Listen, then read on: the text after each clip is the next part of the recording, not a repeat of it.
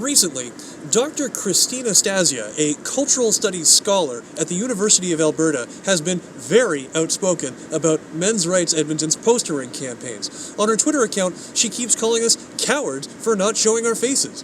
Well, Dr. Stasia, this is my face. I've been showing it in Men's Rights Edmonton related videos online since September 24th, 2012.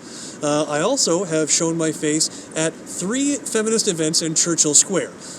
2 walk a mile in her shoes and 1 slut walk. And all 3 times I was wearing a giant sandwich board that said mensrightsedmonton.com.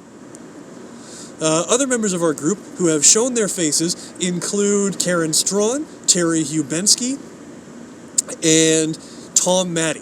Dr. Stasia's assertion that we don't show our faces is both obviously false and thunderingly stupid. But let's examine that claim, that a group that puts up posters and doesn't show their faces are cowards. A few years ago, there was a group in Edmonton called the Garneau Sisterhood that went around putting up posters. If you go to the A Voice for Reasonable People's Tumblr page, you can see some of the posters they were putting up.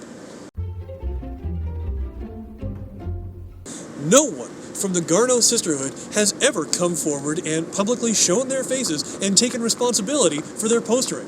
By Dr. Stasia's standards, they're cowards. Not us, though. We show our faces. Dr. Lise Guttell has also praised the Garneau Sisterhood for their anonymous tactics in a book called A Story About Jane Doe, a book about rape. She says this: the Garneau Sisterhood's campaign, conducted anonymously and without links to established organizations, interrupts these neoliberal technologies by calling upon women to actively reject their assigned roles as safety-conscious victims in waiting. This campaign was marked by great irreverence and a DIY, do-it-yourself, style of direct activism that is characteristic of third-wave feminism. In its creative and edgy challenge to risk management discourses, the Garneau Sisterhood demonstrates the strategic importance of extra-legal feminist struggles within the difficult context of neoliberal governance. But Dr. Guttell has another reason to call us cowards. Apparently, we're afraid to debate. She said that even noting that we had invited Dawn Iveson and Lise Guttell onto an episode of AVFM Radio to debate the subject. She poo-pooed the venue, saying that we were going to try to cut up the audio and make them look bad. Dr. Stasia, AVFM is broadcast live, and if Iveson and Guttell were so worried that we were going to manipulate the audio to make them look stupid, why didn't they just record it themselves? I mean, that's what Karen Strawn did in her interview with CBC French regarding our posters, and that's what Alison Tiemann did in her interviews with News Talk and Verb Magazine when she talked to them about the posters. Dr. Stasia also says on her Twitter feed that we're not responding to requests and that we have her contact info. Well, I guess there was some kind of a glitch, because we never got any messages from Dr. Stasia or anyone representing Dr. Stasia. Anyway, everybody damn well knows that we set up a venue to talk about this, and that Iveson and Guttell chickened the fuck out after a whole lot of saber rattling. But this isn't the first time that we've extended an invitation to debate either.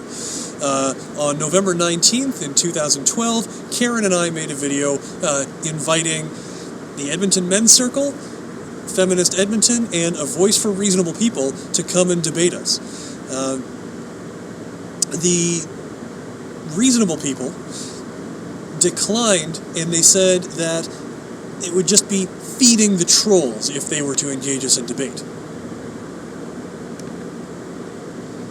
The Edmonton Men's Circle declined because they didn't want it to be filmed.